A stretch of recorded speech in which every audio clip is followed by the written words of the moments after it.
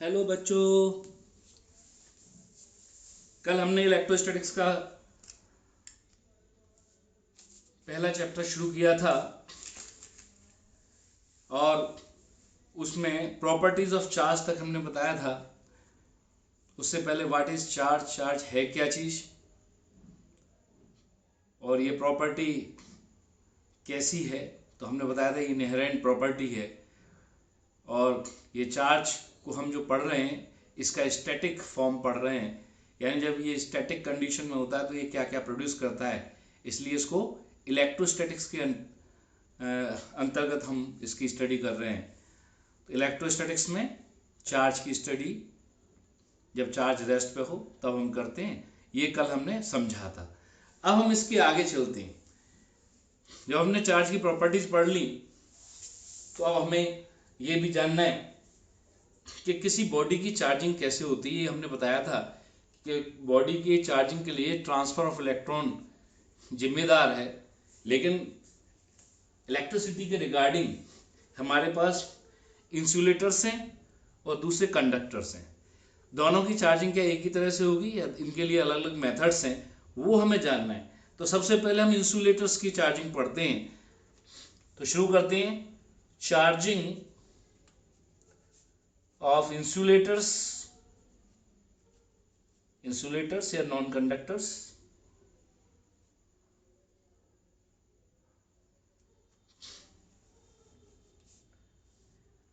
Charging of insulators में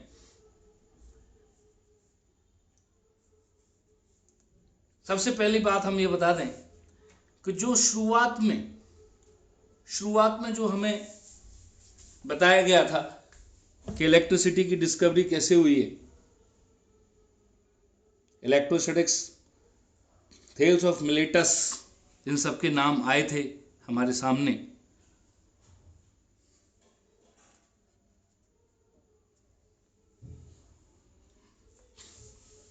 और उसमें बताया था कि उसमें अंबर, आबनूस बोलते हैं हिंदी में, सब लोग आप लोग नहीं जानते होंगे, बहुत से बच्चे आबनूस नाम से अंबर भी नहीं जानते हैं। ये एक बाल्टिक सी के किनारे पर लगने वाले पेड़ होते हैं, उनके स्टेम के ऊपर एक उनकी छाल जो बोलते हैं, कवर जो होता है, उसको वूल से या फर से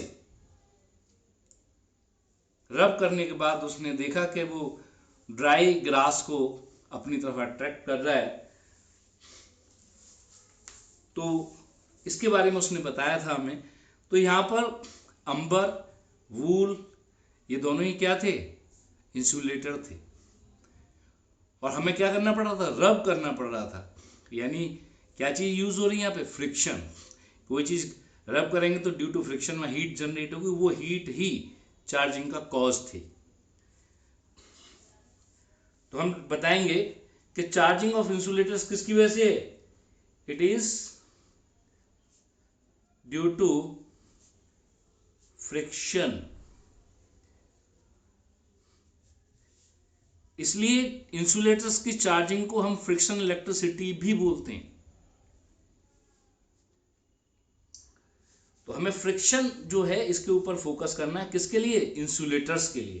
तो इंसुलेटर जब भी चार्ज होंगे वो फ्रिक्शन से चार्ज होंगे। इसका for example, amber is rubbed with wool or fur. Umber is rubbed with wool or fur, then if umber is rubbed with wool or fur, then umber and wool both get electrified. लेकिन आजकल के हिसाब से अंबर पे जो charge था उसका नाम भी लिख देता हूं, अंबर गेट्स, क्योंकि हमें बहुत ज़्यादा क्रोनोलॉजी के हिसाब से नहीं इसको पढ़ना है, क्योंकि हमारा उद्देश्य जो पुरानी जो 600 BC में जो हुआ था वो सुनने में अच्छा था, देखने में अच्छा था, लेकिन चूंकि फिजिक्स के अंतर्गत उसको नहीं पढ़ाया जा सकता था, क्यों, तब तक कोई मेजरमेंट नहीं हुआ था। जब हम फिजिक्स में आ जाते हैं तो हम उन चीज़ों को जल्दी से उनको पीछे छोड़ते हुए जल्दी से आगे आकर के जहाँ से मेजरमेंट चीज़ों की, जहाँ से चीज़ों को के कॉन्सेप्ट को हमने समझना शुरू किया, वहाँ से हम चीज़ों को पकड़ना शुरू करते हैं, तब जाकर के फिजिक्स में हमारा हाथ जो स्ट्रांग होता है। The amber gets negatively charged,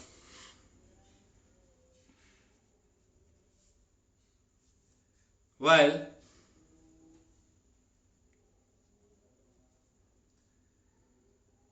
wool or fur gets positively charged। अब मिलते जुलते बहुत सारे एग्जाम्पल थे। अंबर था, फिर उसके बाद एबोनाइट आया, फिर उसके बाद प्लास्टिक आया, फिर उसके बाद प्लास्टिक से बनने वाली चीज़ें बहुत सारी आई, कॉम वगैरह, ये जब हम यूज़ करते हैं ड्राई हेयर्स में कॉम को रगड़ लो, वो छोटे छोटे बिट्स ऑफ पेपर को, स्मॉल बिट्स ऑफ पेपर को वो क्या कर रहा है, अट्रैक्ट कर रहा है। तो ये सब चीज़ें वही एक्सपेरिमेंट हैं, उनके मॉडर्न फॉर्म है। तो हम बता दें, अंबर चाहे एबोनाइट, अंबर हो चाहे एबोनाइट हो, चाहे प्लास्टिक हो या प्लास्टिक की ऑब्जेक्ट, कॉम वगैरह, कॉम का नाम ले लेते हैं, ये भी प्लास्टिक है। और एक और चीज बताते थे, पिथ बॉल,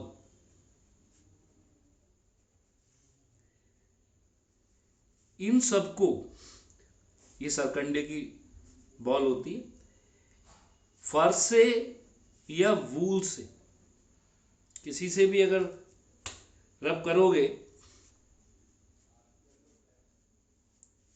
तो फर या वूल पर पॉजिटिव चार्ज आता है हमेशा, जबकि इन सब पर नेगेटिव चार्ज आता है। यानी इंसुलेटर की जब भी चार्जिंग करनी है, इंसुलेटर की जब भी चार्जिंग करनी है तो क्या होगा, हमें फ्रिक्शन की जरूरत पड़ेगी। और फ्रिक्शन की वजह से क्या होगा, मैंने बताया था कि अभी कि फ्रिक्शन से क्या होता है, हीट जनरेट होती है, और हीट जनरेट होने पर इलेक्ट्रॉन निकलते हैं, एक ऑब्जेक्ट से इलेक्ट्रॉन निकल करके दूसरी ऑब्जेक्ट पे आ जाते हैं, दूसरी बॉडी पे आ जाते हैं। जिस पे से इलेक्ट्रॉन निकलते हैं वो पॉजिटिवली चार्ज हो जाती है, और जिस पर वो पहुंच जाते हैं वो नेगेटिवली चार्ज हो जाती है। अब बात यही है कि इलेक्ट्रॉन किससे निकल रहे हैं, तो इसके पीछे भी फैक्ट है। हर ऑब्जेक्ट के जो मॉलिक्यूल्स हैं उनको उनमें जो है इलेक्ट्रॉन पर लगने वाले फोर्स डिफरेंट डिफरेंट हैं, जिसमें इलेक्ट्रॉन लूजली बाउंड होते हैं, हीट से सबसे पहले वहीं से इलेक्ट्रॉन निकलते हैं।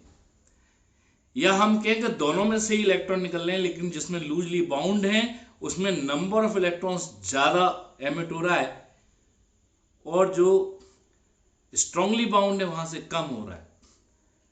तो नेट किस पे से ट्रांसफर होगा, जिस पे लूजली बाउंड से।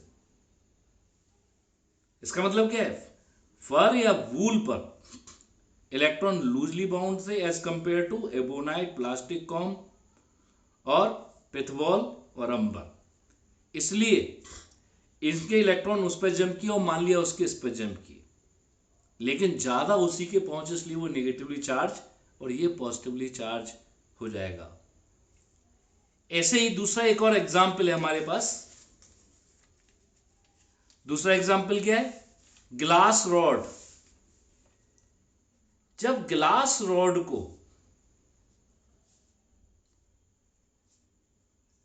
बहुत पढ़ा है आपने इसको, रब्ड विद सिल्क, इसको सिल्क से रगड़ते हैं तो ग्लास रॉड पर पॉजिटिव चार्ज आता है और सिल्क पर नेगेटिव चार्ज आता है। ग्लास रॉड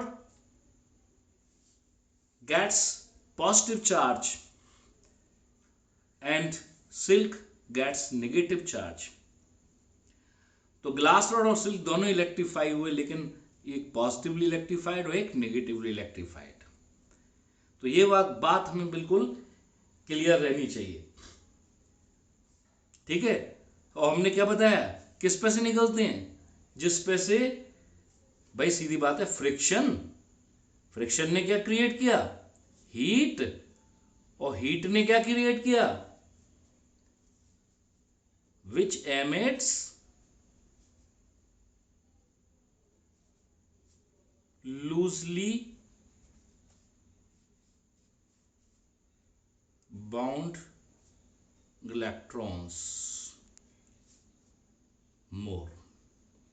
जिस ऑब्जेक्ट पे लूजली बाउंड इलेक्ट्रॉन्स हैं उनको पहले, उनको ज्यादा मात्रा में क्या करेगा, एमिट करवा देगा, क्योंकि उनके एमिशन के लिए एनर्जी जो चाहिए हमें।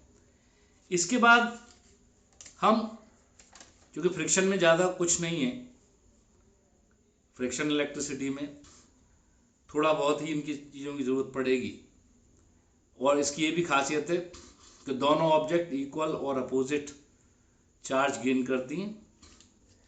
तो इसकी सबसे बड़ी खासियत ये, the two bodies get equal and opposite charges.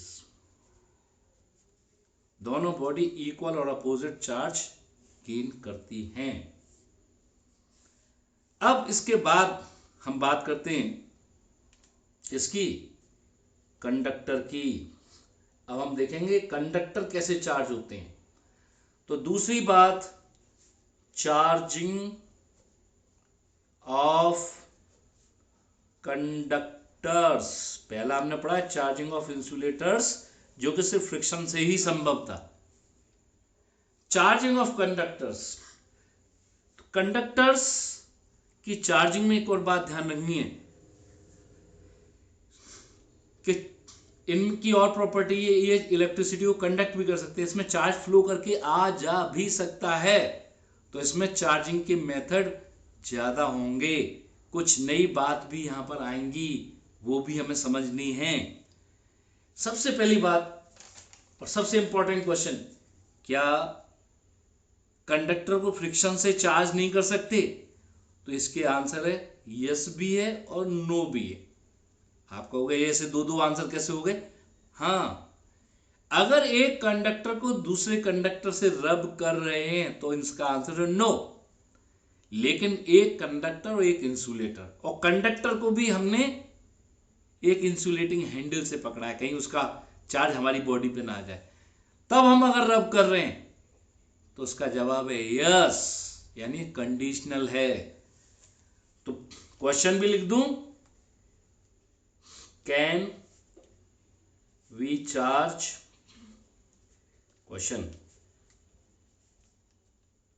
A conductor by rubbing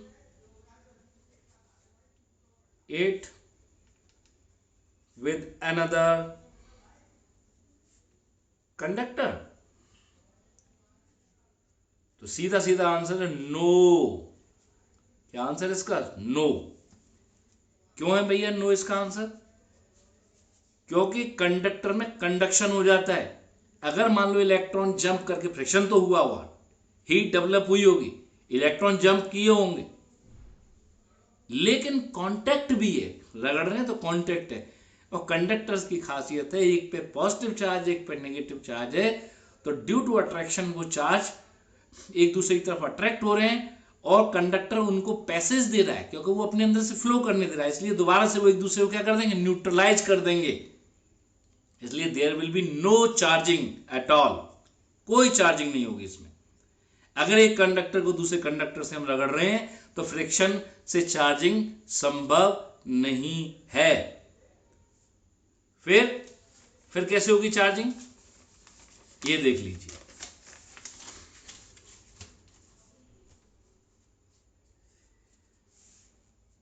दूसरा क्वेश्चन हम एराइज करते हैं। अब यहां पर दूसरा क्वेश्चन क्या एराइज करते हैं,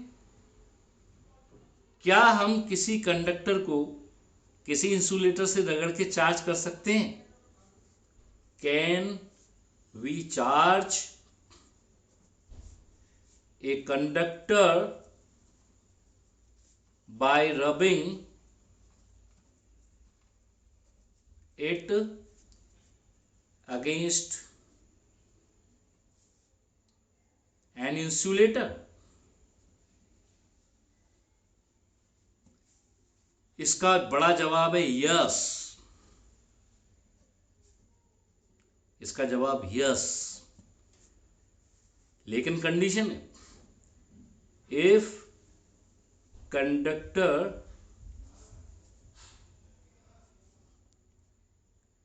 is handled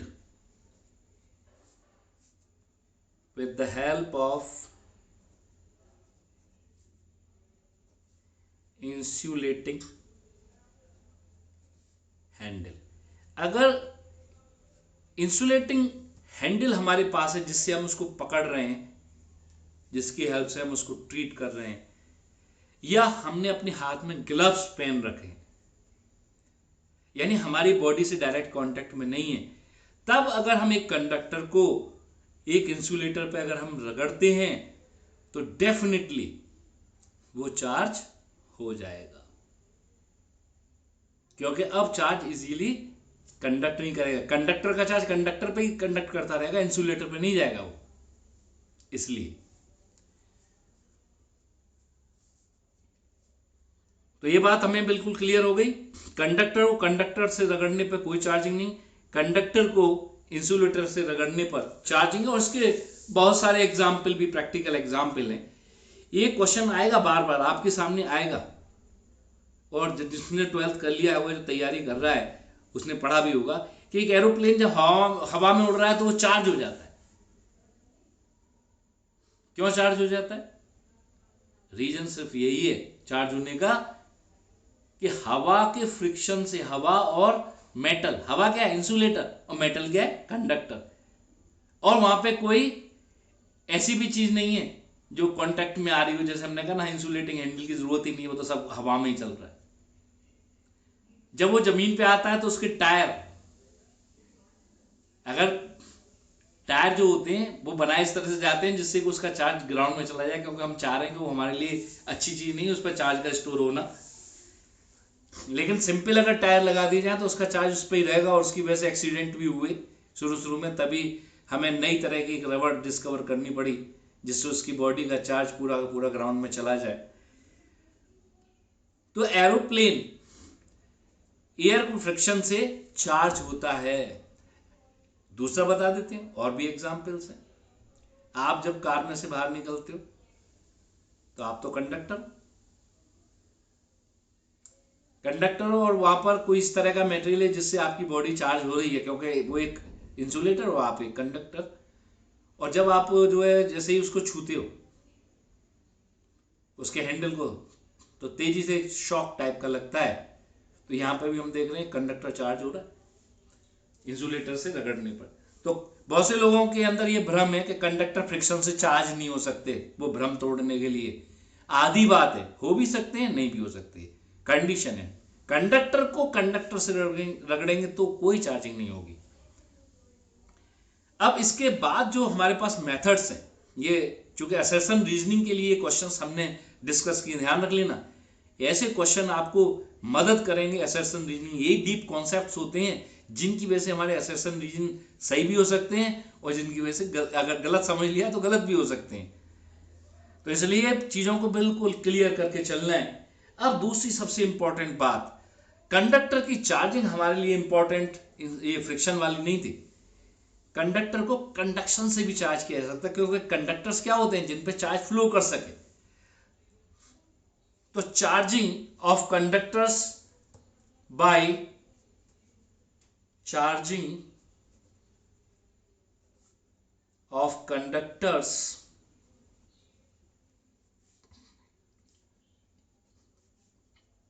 बाय कंडक्शन।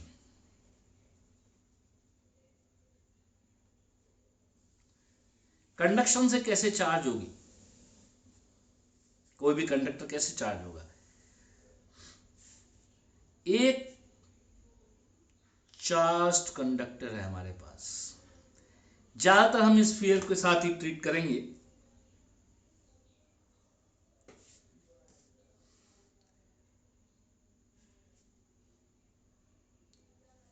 ये कंडक्टर है इसलिए मैंने इसको मेटल बोल दिया।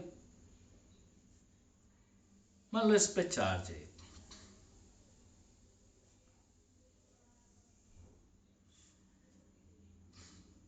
एक और दूसरा कंडक्टर रखा है फार अपार्ट, बहुत दूर रखा है, ये अनचार्ज, इसका नाम मैंने ए डाल दिया, इसका नाम बी डाल दिया, मेटल। चलो इनकी रेडियस भी डाल दी आर ए, इसकी रेडियस आर बी, जरूरत पड़ेगी इसलिए डाल दी। अब अगर मैं इसको इससे किसी कंडक्टिंग वायर के थ्रू जोड़ देता हूं, किसी बिजली के तार से इनको जोड़ देता हूं, या किसी मेटेलिक वायर से इनको जोड़ देता हूं, तो मैं देख रहा हूं प्रैक्टिकली इसका कुछ चार्ज फ्लो करके इस पर आ गया है, और इसी को हम क्या बोल रहे हैं, चार्ज इधर से इधर, फ्लो ऑफ चार्ज, इसी को हम बोल रहे हैं कंडक्शन से चार्जिंग।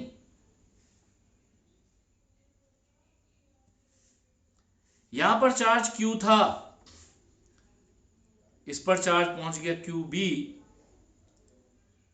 बाद में, और इस पर चार्ज हो गया QA, फाइनल चार्ज QA और QB। लेकिन हम एक और बात जानते हैं, क्या टोटल चार्ज क्या होगा, फिक्स, तो इक्वेशंस भी लिखते हैं। अब हमें यहां पे ये भी जानना है कितना चार्ज आया, ये भी जान लो यहीं पर, क्योंकि इनकी जरूरत पड़ेगी आपको। तो QA plus QB, total charge conserve है, conservation of charge, conservation of charge से ये बात क्लियर हो गई कि यही चार्ज दोनों पे डिस्ट्रीब्यूट हुआ है, यानी QA plus QB is equal to Q। दूसरी चीज जो एक्सपेरिमेंटली ऑब्जर्व हुई, बाद में उसको और दूसरी तरह से भी पढ़ा गया पोटेंशियल के फॉर्म में, वो जो ऑब्जर्वेशन था वो ये था कि जो फाइनल चार्ज हैं वो इनकी रेडियस के क्या होते हैं, प्रोपोर्शनल। तो final charges are in proportion of their radii, final जो चार्जेस थे वो इनकी रेडियस के प्रोपोर्शनल थे। समझ में आ रही है, ये वाली बात भी हमने एक्सपेरिमेंटली ऑब्जर्व कर ली।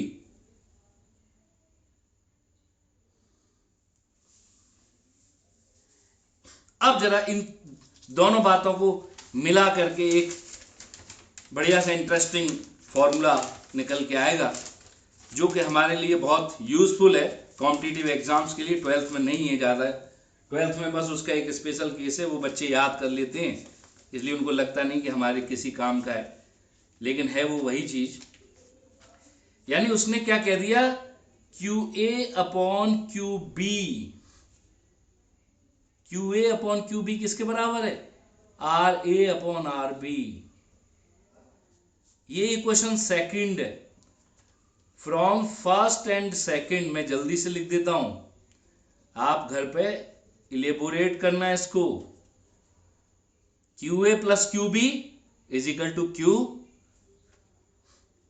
और QA upon QB is equal to RA upon RB। इनसे जब सॉल्व करते हैं तो क्या आता है, QRA upon RA plus RB, and QB आता है QRB upon RA plus RB। ये दो बातें आ गई, ये जनरल फॉर्मूले हैं।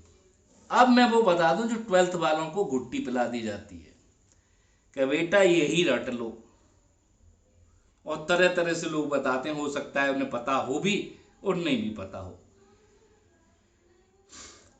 ध्यान रख लेना, अगर दोनों स्फीयर आइडेंटिकल हैं, वो आइडेंटिकल वाले बस केस बस रटाते हैं। If two spheres are identical,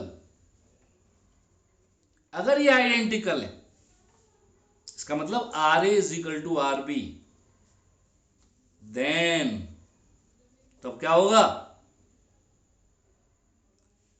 Q A और क्यू बी दोनों क्या हो जाएंगे, बराबर, और इनकी वैल्यू कितनी आएगी, क्यू बाई टू। तो आपको जब आइडेंटिकल स्फीयर होते हैं तो कहते हैं बराबर बराबर बढ़ जाएगा, जो दोनों का टोटल चार्ज है वो बराबर बराबर बढ़ जाएगा, total charge, that is total initial charge divides equally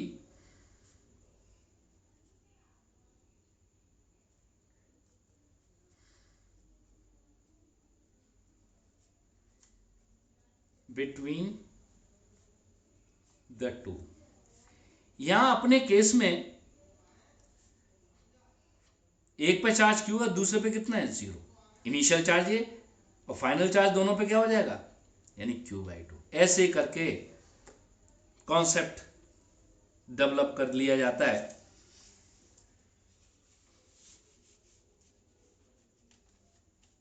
इसको रटा दिया जाता है, इसको रटा देते हैं कि दोनों पे चार्ज बराबर बराबर बढ़ जाएगा, तीन हो जाएंगे तो तीन पार्ट में डिवाइड हो जाएगा, चार होंगे तो चार पार्ट में। अगर आइडेंटिकल स्फीयर तो हम इसको लिख भी देते हैं, that is for an identical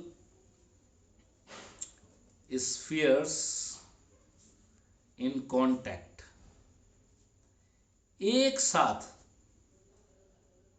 simultaneously, एक साथ अगर एन उनको एक साथ कांटेक्ट में रखा है, अलग अलग नहीं कि पहले इसको इससे टच कराया उससे, फिर तो कहानी अलग होगी। एक साथ अगर हमने कांटेक्ट में रखा हुआ है तो क्या होगा, Q1 is equal to Q2 is equal to Qn is equal to क्या आएगा, ये फाइनल चार्ज है, sigma Q initial, total initial charge upon N, ये फाइनल चार्ज, इनको डैश लगा देता हूं, ये आएगा।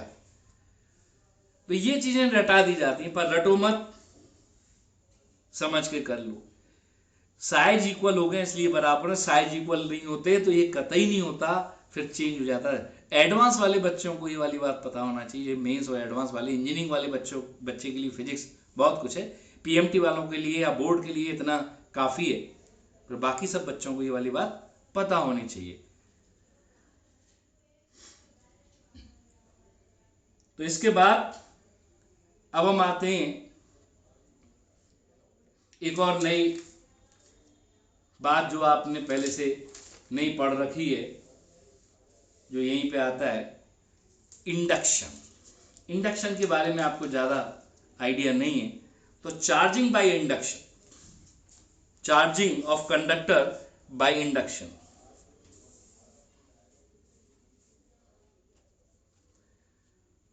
तो अब ये चीज समझते हुए चलो, charging of conductor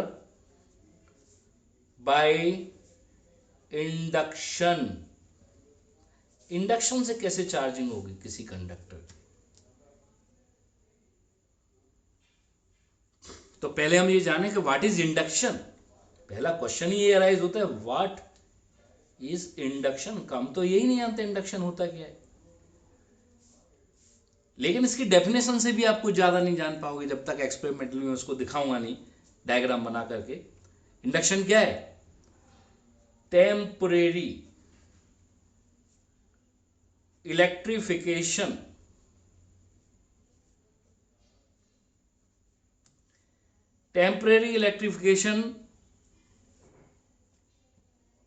of a body if it is it is placed near a charged body is called induction. यानी एक चार्ज बॉडी है, एक चार्ज का एक सोर्स है, इसको सोर्स चार्ज बोल देते हैं।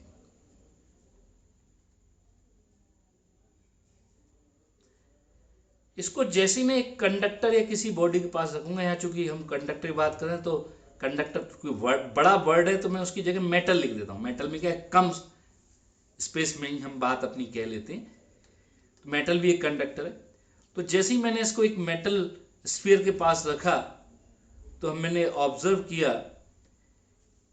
कि पॉजिटिव चार्ज के पास अपोजिट चार्ज इधर आया, यही इलेक्ट्रिफिकेशन, टेम्परेरी इलेक्ट्रिफिकेशन। जैसे ही मैं इसको हटा लूंगा, जैसे ही हटा लूंगा, ये दोबारा से एक दूसरे को न्यूट्रलाइज कर देंगे, फिर न्यूट्रल हो जाएगा। टोटल चार्ज अभी भी है। एक और दूसरी चीज जो ऑब्जर्व की, अगर इसका चार्ज प्लस क्यू है तो ये माइनस क्यू और ये प्लस क्यू, यानी टोटल चार्ज अभी भी इस स्फीयर पे जीरो बना हुआ है। इसलिए टेम्परेरी इलेक्ट्रिफिकेशन बोला गया है कि अगर मैं सोर्स चार्ज को हटा लूंगा तो ये दोबारा से न्यूट्रल हो जाएगा। इसी फिनोमिना को क्या बोला है हमने, इंडक्शन बोला है। क्यों हो रहा है, ये हमारे पास कौन सा चार्ज है, पॉजिटिव चार्ज। कंडक्टर की क्या खासियत है, कंडक्टर में क्यों चार्ज फ्लो करता है, हमें मालूम है उसके पास चार्ज कैरियर्स हैं। वो कौन से चार्ज कैरियर्स, फ्री इलेक्ट्रॉन्स। तो ये इसके फ्री इलेक्ट्रॉन्स को अपनी तरफ क्या कर रहा है, अट्रैक्ट कर रहा है। आपको एक शुरू में केमिस्ट्री में भी बताया गया है कि कंडक्टर्स पर फ्री इलेक्ट्रॉन्स होते हैं। तो ये पॉजिटिव चार्ज उन इलेक्ट्रॉन्स को क्या कर रहा है, अट्रैक्ट कर रहा है। जब ये इलेक्ट्रॉन इधर आएंगे तो इधर इलेक्ट्रॉन की कमी होगी, तो वो अपने पास वाले इलेक्ट्रॉन ड्रॉ करेगा और फिर जाकर के ये बात कहां पर रुक जाएगी, सरफेस पर। तो इसलिए यहां पर पॉजिटिव चार्ज जाकर के रह जाता है कि उसके आगे फिर से वो इलेक्ट्रॉन ले नहीं सकता है। तो ये इंडक्शन है। जब हम इंडक्शन फिनोमिना जान जाते हैं तो इंडक्शन से हम किसी बॉडी को कैसे चार्ज करेंगे ये सीखना भी जरूरी है। तो अभी चूंकि टेम्परेरी इलेक्ट्रिफिकेशन हुआ, हमें क्या चाहिए भैया, परमानेंट इलेक्ट्रिफिकेशन चाहिए। हम तो चाहते हैं बॉडी पे अपना चार्ज हो। तो चार्जिंग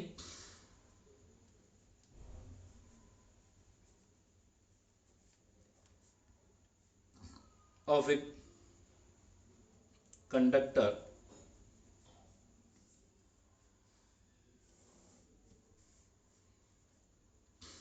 कैसे charging, permanent charging of a conductor by induction. ये अब हमें पढ़ना है कि इंडक्शन से परमानेंट, अभी तो टेम्परेरी चार्जिंग हो रही थी, अब हम चाह रहे हैं कि भैया परमानेंट चार्जिंग हो जाए।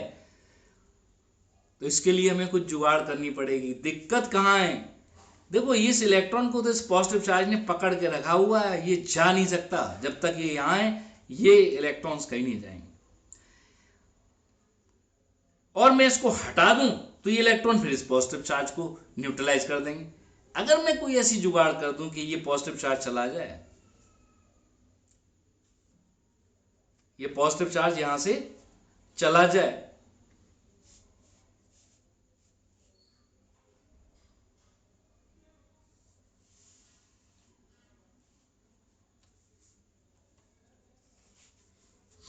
अगर मैं कोई इस प्रकार का काम करूं जिससे कि ये पॉजिटिव चार्ज यहां से चला जाए, दोबारा से एक बार फिर बता देता हूं, थोड़ा सा रिवाइज कर लेते हैं कुछ छूटा हो तो। कि भाई हमने इंडक्शन तो पढ़ लिया, इंडक्शन क्या है कि टेम्परेरी इलेक्ट्रिफिकेशन है। लेकिन हम चाह रहे हैं कोई बॉडी हमारी, एक कंडक्टर जो है परमानेंट चार्ज कैसे होगा, तो वो मैं बताने की कोशिश कर रहा हूं कि परमानेंट चार्जिंग के लिए हमें क्या करना पड़ेगा, इस पॉजिटिव चार्ज को, जो कि बार बार इसको हटाते ही इसको न्यूट्रलाइज कर रहा है, इसको अगर मैं हटा दूं तो नेगेटिव चार्ज ट्रैप हो जाएगा यहां पर, फिर वो किसी से न्यूट्रलाइज नहीं होगा, वो बना रहेगा। तो अब ये देख लीजिए सब काम की चीजें आपकी, स्टेप बाय स्टेप मैं समझा रहा हूं। इसमें डायग्राम का ज्यादा महत्व है, लिखने का कोई महत्व नहीं है।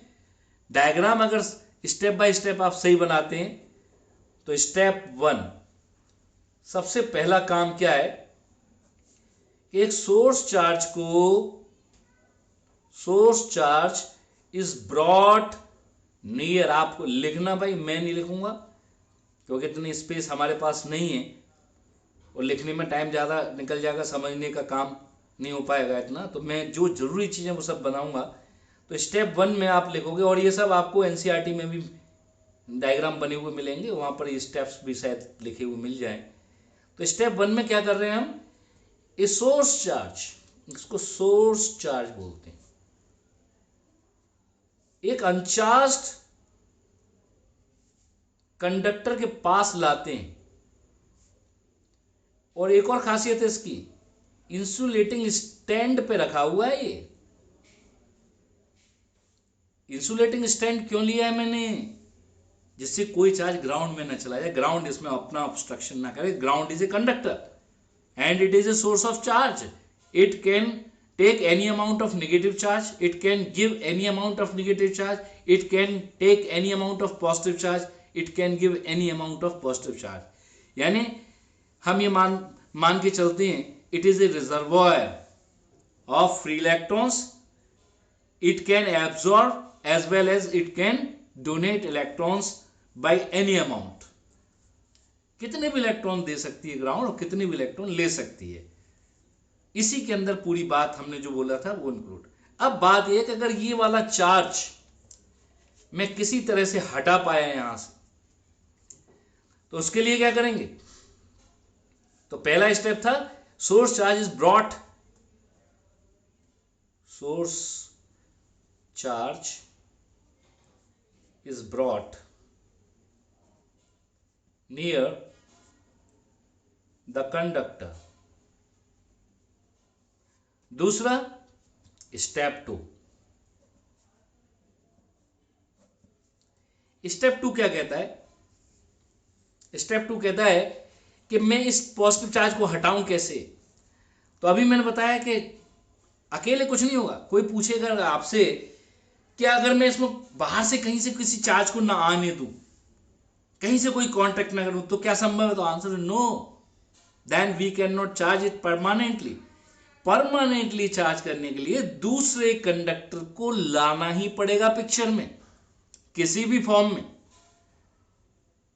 तो जब वो कहता है charge a single conductor with the help of induction, तो मैं जो करा रहा हूं, कभी कभार कहता है charge 2 conductor simultaneously with the help of induction. हालांकि दोनों ही केस में, चाहे मैं एक ही कंडक्टर ला रहा हूं चाहे 2 कंडक्टर कर रहा हूं, दोनों ही केस में कंडक्टर 2 ही रहेंगे, पर एक में वो सामने दिखेगा, दूसरे में मैंने जुगाड़ कर ली है दूसरे कंडक्टर की, आपको बिना दिखाए जुगाड़ कर दी है। क्या जुगाड़ कर दी है, जुगाड़ ये कर दिया मैंने, ग्राउंड कर दिया। हमारे ग्राउंड क्या है, ये भी तो कंडक्टर है, ये भी तो स्फीयर है भाई। तो ग्राउंड करते ही जो पॉजिटिव चार्ज है वो यहां से डिसअपियर हो जाएगा। ग्राउंड से इलेक्ट्रॉन आएंगे और इसके साथ मार काट करेंगे पॉजिटिव चार्ज को और खत्म करके, और ये नेगेटिव चार्ज जो इधर था वो इधर इसने इसको होल्ड कर रखा है, पॉजिटिव चार्ज ने इसको होल्ड कर रखा है। और इंसुलेटिंग स्टैंड वो हमें यूज करना ही करना है।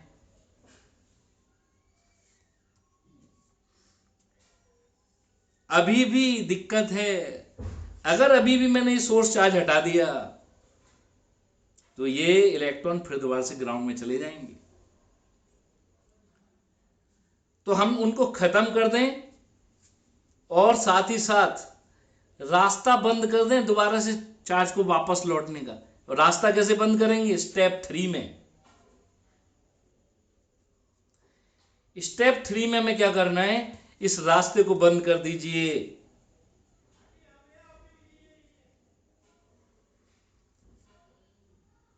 यानी ये इसको काट के अलग कर देता हूं।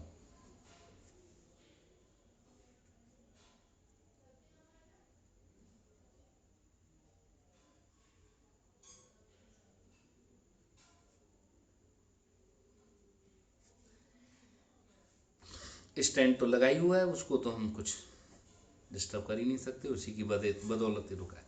तो मैंने एक काट के तार अलग कर दिए दोनों, यानी अब कोई चार्ज इसमें नहीं जा सकता। अब मैं सोर्स को भी, चौथे स्टेप में मैं सोर्स को भी हटा देता हूं, अकेला यही रह जाएगा।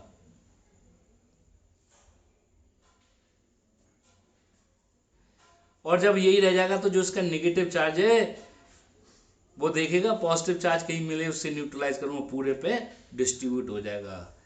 तो इस तरह से चार्जिंग हो जाती है। तो अकेले अकेले उससे नहीं हुई चार्जिंग, हमें दूसरे कंडक्टर की जरूरत पड़ी तो कभी कभार ये पूछ लेता है क्या हम एक आइसोलेटेड कंडक्टर जिसको हम किसी दूसरे कंडक्टर से टच कराने की परमिशन नहीं है, तो क्या हम चार्ज कर सकते हैं? तो आंसर है नो, हमें दूसरा कंडक्टर चाहिए ही चाहिए। We can charge two conductor simultaneously with the help of induction. वो देख लीजिए, ये भी इंपॉर्टेंट चीज है। Charging of two conductors simultaneously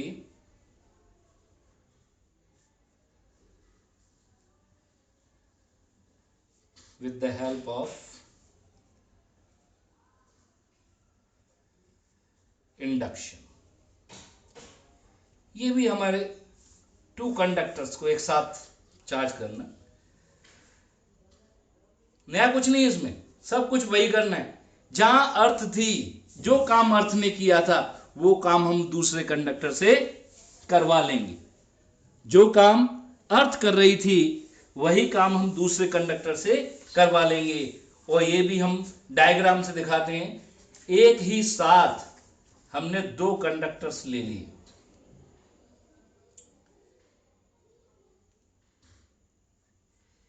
पहला स्टेप, चाहो तो एक स्टेप और अपनी तरफ से बढ़ा सकते हो कि भाई आप एक कंडक्टर दिखा दो पहले, लेकिन मैं कह रहा हूं कि दोनों कंडक्टर अब साथ दिखाइए। जो मैं कांटेक्ट कर रहा था ग्राउंड से, ग्राउंडिंग कर रहा था, वहां पर जमीन से जोड़ रहा था, वो मैंने इनको आपस में टच करा दिया। और सोर्स चार्ज ये यहां पर है,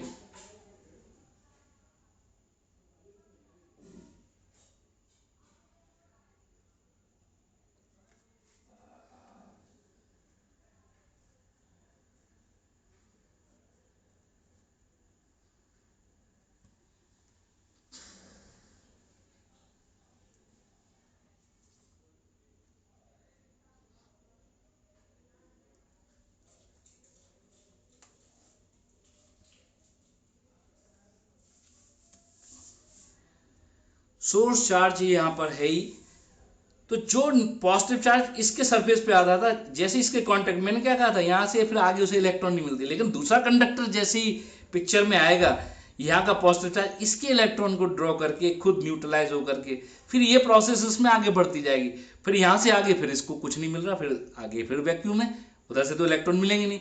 तो ये जो पॉजिटिव चार्ज इसके फार सरफेस पे, अवे वाले सरफेस पे, दूर वाले सरफेस पे जो होता था, वो वही चार्ज अब दूसरे उसके सरफेस पे जा करके मिलेगा हमें। अगर ये स्टेप वन है,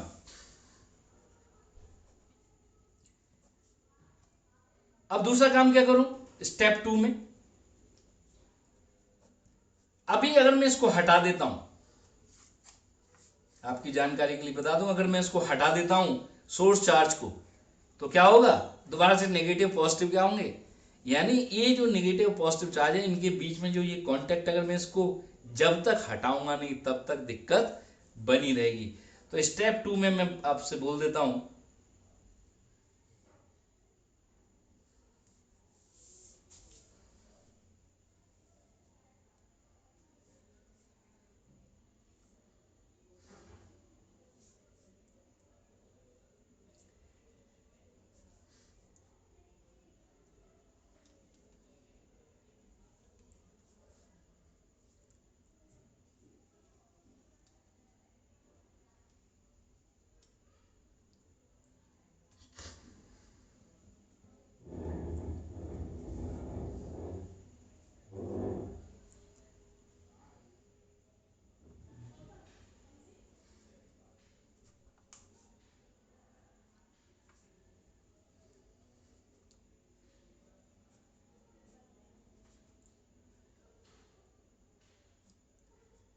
अब यदि मैं इस सोर्स को हटा लूंगा तो इसका नेगेटिव चार्ज इसके पॉजिटिव चार्ज को, अगर इनके बीच में डिस्टेंस कम है, देखो दो केस अलग अलग बनते हैं, मैं यहाँ बता दूं क्यों बोर्ड के लिए तो इसके कोई मतलब नहीं है मैं चार्ज को कहाँ दिखा रहा हूँ, इसका चार्ज बस यहाँ होना चाहिए, इसको कैसा भी दिखाते रहते हैं, वो इस पर ध्यान नहीं देता। लेकिन कॉम्पिटिटिव एग्जाम में अगर इनके बीच की डिस्टेंस कम है सोर्स चार्ज को हटाने के बाद,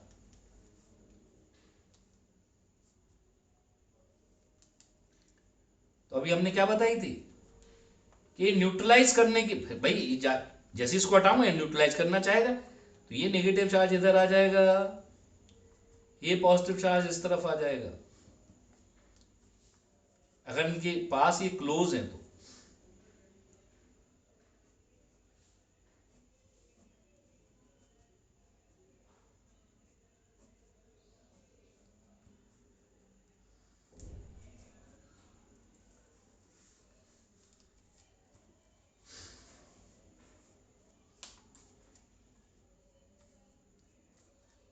अगर ये दोनों क्लोज हैं तो ये नेगेटिव चार्ज इधर आ जाएगा, ये पॉजिटिव चार्ज इधर आ जाएगा।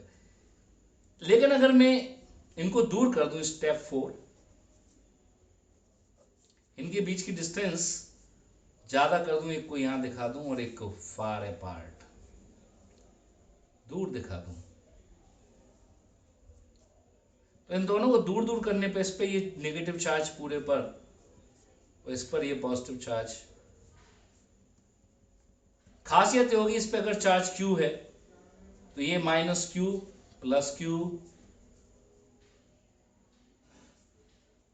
और बाद में ये -Q +Q, दोनों इक्वली चार्ज हो गए और ये स्टैंड पे ही रखे हुए हैं। हाथ से टच करते ही इसका चार्ज चेंज हो जाएगा, इसलिए जो भी कुछ करना है इंसुलेटिंग हैंडल की हेल्प से करना है, ये ध्यान रख लेना, हाथ से कुछ भी टच नहीं कर सकते हो।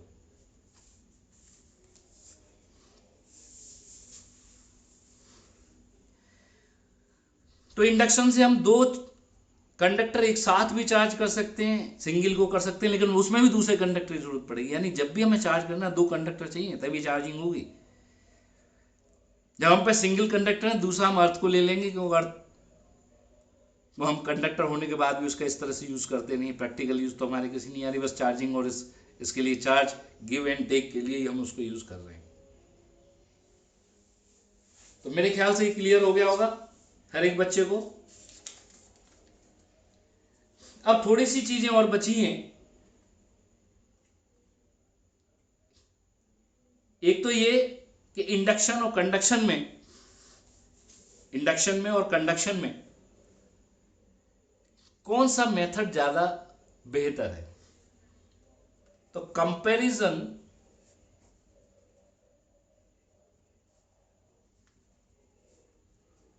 Of charging by conduction and induction.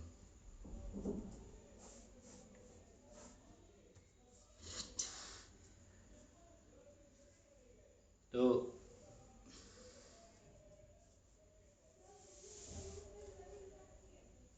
इसके लिए मैं एक तरफ कंडक्शन लिख लेता हूं, एक तरफ इंडक्शन। इसमें क्या होता है, charge flows from source, source से ही चार्ज फ्लो कर जाता है, no charge flow from source. Charge से इसमें सोर्स से कोई चार्ज फ्लो ही नहीं कर रहा है, इसमें कर रहा है, इसलिए क्या होगा,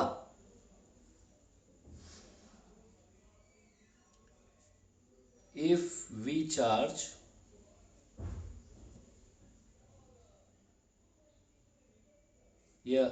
we can charge only few conductors, तो चार्ज फ्लो करता जाएगा, थोड़ी देर में खत्म हो जाएगा भाई। इसमें क्या होगा,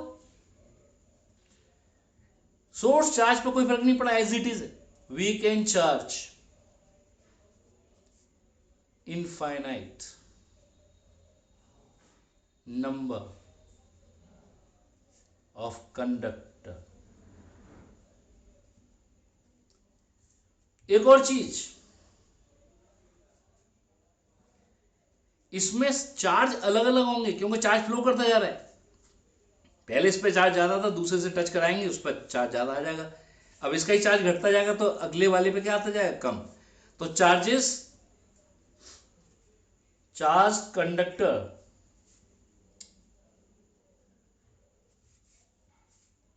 may have different charges। Different charges हो सकते हैं।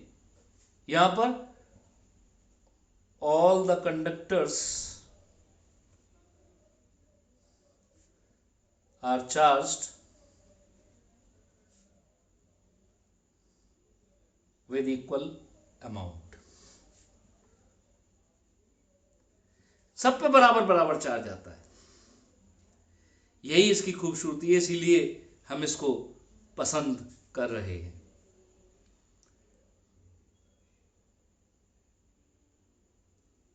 तो ये थ्योरेटिकल अप्रोच थी कंडक्शन और इंडक्शन की।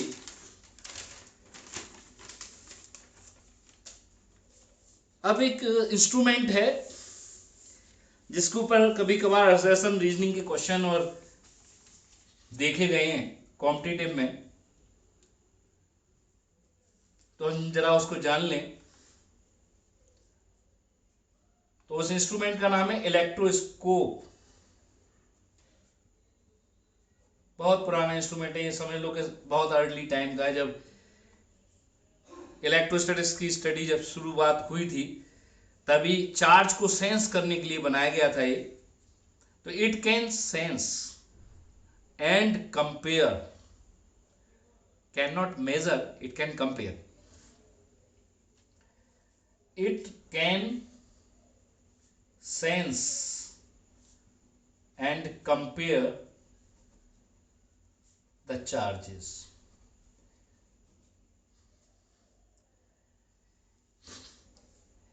जो उन्होंने बनाया था उसका नाम था गोल्ड लीफ इलेक्ट्रोस्कोप। लेकिन अब गोल्ड लीफ थोड़ा महंगा हो गया। जिस चीज की भी एक्चुअली क्या है, सबसे फाइन, सबसे पतली अगर लीफ, या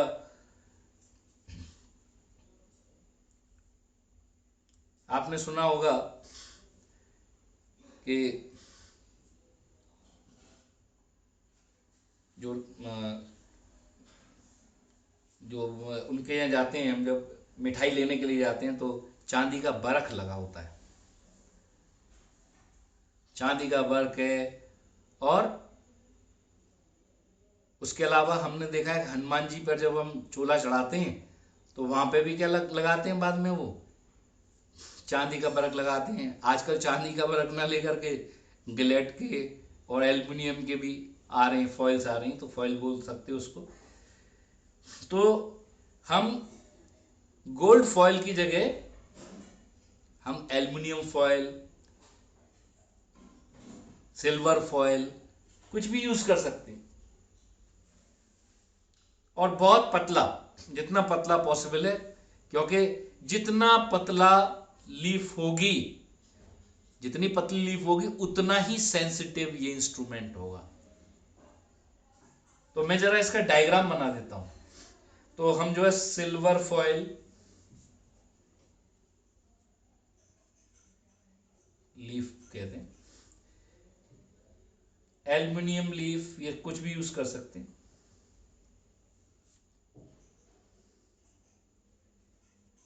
ये यूज कर सकते हैं। अब इसमें होता क्या है, ये घर पे भी बनाया जा सकता है। एक मेटलिक बॉल,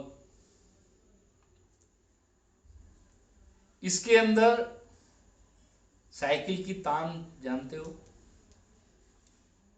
उतना पतले एक वायर, वो भी वायर है, लेकर के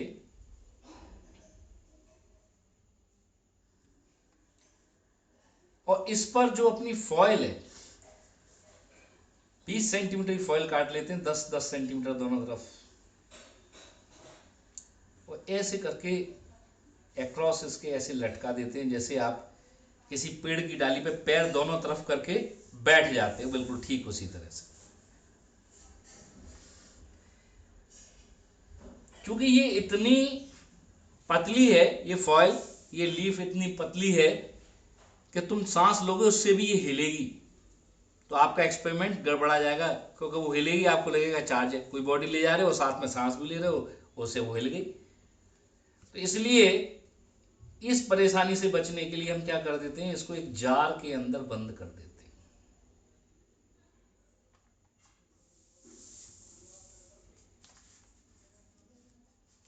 इसको एक जार के अंदर हम बंद कर देते हैं,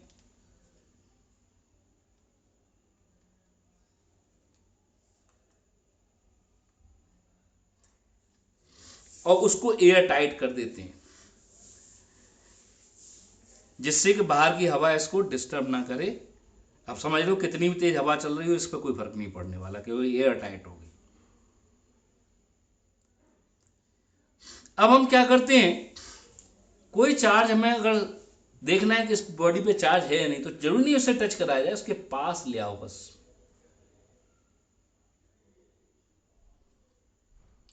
जैसे ही पास लाओगे,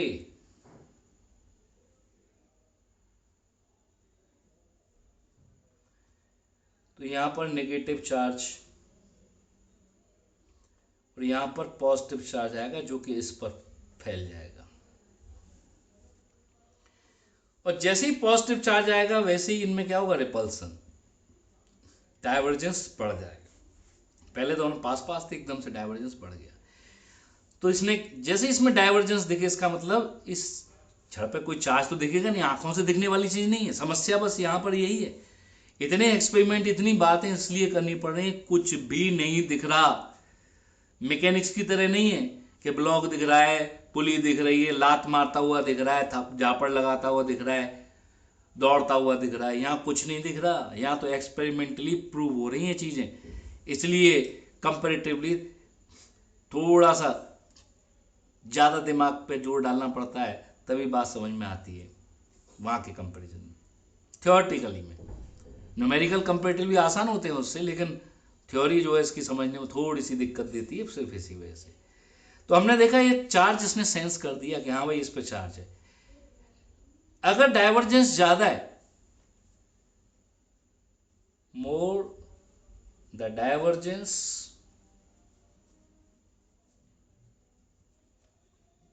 more will be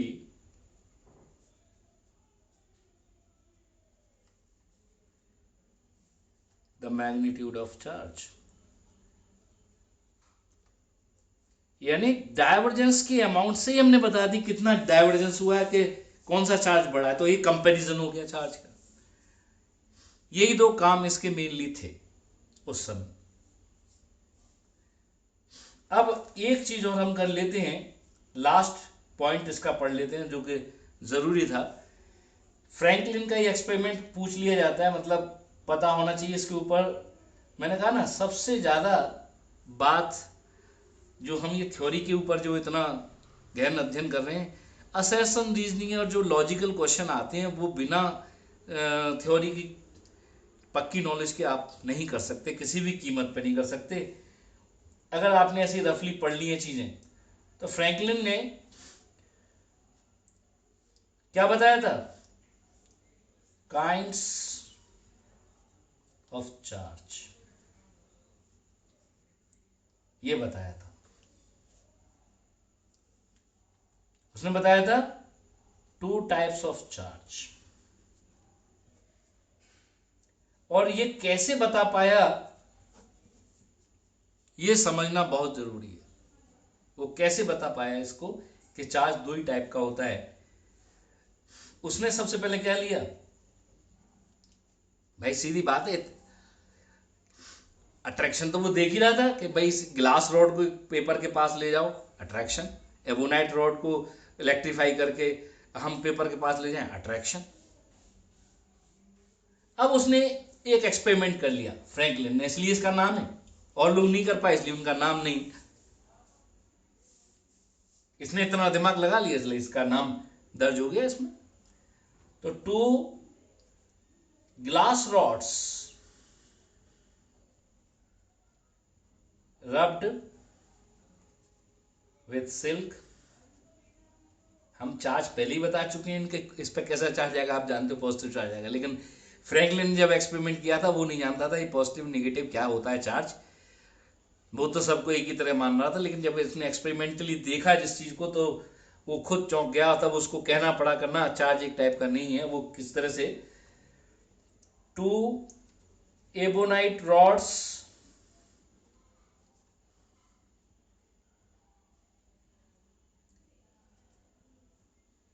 rubbed with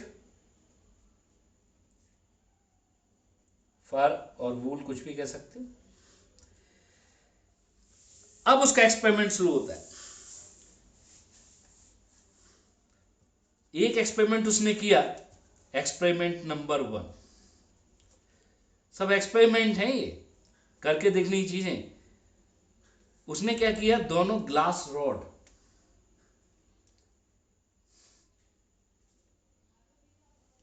को जब पास लाया तो उसने देखा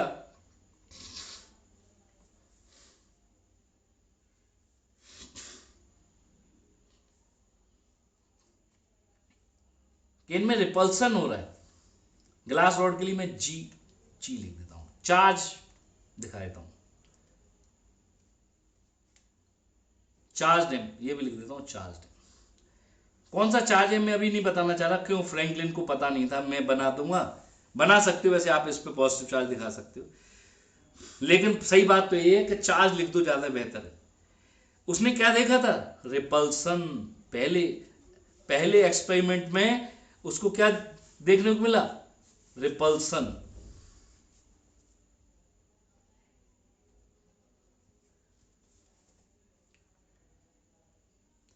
फिर उसने दूसरा एक्सपेरिमेंट किया, सेम एक्सपेरिमेंट उसने एबोनाइट रॉड के साथ।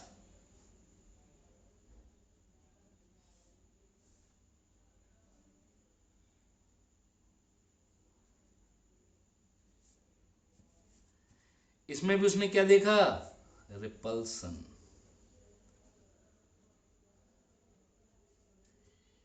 एबोनाइट को ई से देखा है,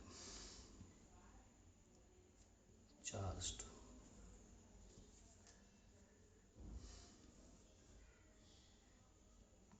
लेकिन उसको बहुत अच्छा लगा, भाई ये भी रिपल्सन ये भी रिपल्सन, तो इसका मतलब चार्ज तो एक जैसे ही है। दिक्कत कहां होती है, दिक्कत तब होती है जब एक ग्लास रॉड और एक एबोनाइट रॉड, इनको जब पास लाता है तो देखता है वो अट्रैक्शन। उसने कहा सबका जवाब अगर रिपल्सन होता तो मुझे कोई दिक्कत नहीं थी, फिर तो इसका मतलब क्या है, चार्ज रिपेल ईच अदर, सीधा सीधा आंसर हो जाता, रिपेल ईच अदर। लेकिन उसके सामने अट्रैक्शन के एग्जाम्पल थे, भाई पेपर बिट्स को अट्रैक्ट कर रहा है, लेकिन दो ग्लास रॉड आपस में क्या कर रही हैं, रिपेल कर रही हैं। तो उसने कहा इसको एक सिस्टमेटिक एक्सपेरिमेंट कर लेता हूं मैं, जिससे लोगों को बता पाऊं, समझा पाऊं। तो उसने जब एक्सपेरिमेंट किया, दो ग्लास रॉड रिपल्सन, दो चार्ज एबोनाइट रॉड रिपल्सन, लेकिन एक ग्लास रॉड और एक एबोनाइट रॉड तो अट्रैक्शन। तो उसके दिमाग में एक बात आ गई, अगर चार्ज एक ही तरह का होता तो सब में रिपल्सन, अगर यहां अट्रैक्शन हुआ है तो डेफिनेटली इन दोनों का चार्ज एक जैसा नहीं है। अगर दोनों का एक जैसा होता है, जैसे इन दोनों पे एक जैसा है तो रिपल्सन, एक जैसा है तो रिपल्सन, तो इन दोनों का चार्ज एक जैसा नहीं, एक जैसा नहीं है इसका मतलब चार्ज कम से कम दो प्रकार का तो है। It means attraction shows that charge is of two types। बाद में इनके नाम आगे, पॉजिटिव एंड नेगेटिव। फिर वही पॉजिटिव चार्ज ग्लास पे आया, ये सब हम बाद में, ये सब बाद की चीजें थी जो बाद में हम इन पे दिखा दिए थे। तो ये जो है फ्रैंकलिन का एक्सपेरिमेंट था। अब चार्ज की यूनिट के बारे में बता देते हैं। Unit of charge,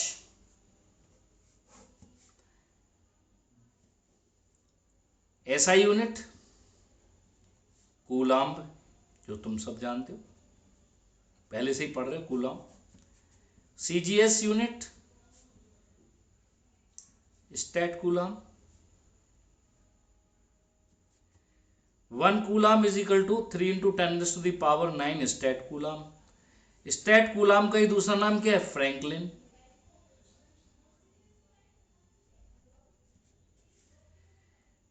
dimension of charge, आपने 10th में पढ़ा था Q is equal to I T. तो आई की डायमेंशन क्या होती है? ए। टाइम की क्या होती है? टी। तो डायमेंशन इसकी क्या हो जाएगी? ए टी हो जाएगी। ठीक है, तो आज के लिए इतना काफी है। अब इसके बाद कूलाम्स लॉ स्टार्ट होगा। इसके बाद कूलाम्स लॉ पढ़ेंगे, और जो भी डाउट है